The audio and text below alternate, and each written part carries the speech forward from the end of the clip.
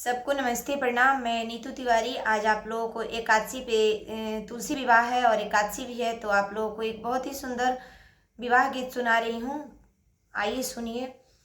अरे छोटी मुँह की सीता सरबे गुड़े आगरी ली पेली धर्म दुआर धर्म दुआर सीता ली पहिना पावेली दुआर आइली बरियात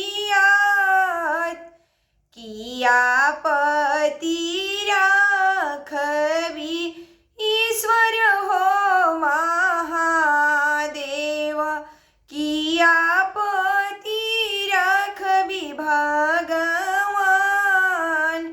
किया पति राखबी समाधि कवन समधि ई जाति नहीं के हाथ नाही पति राखबी ईश्वर हो महादेव नाही पति राखबी भगवान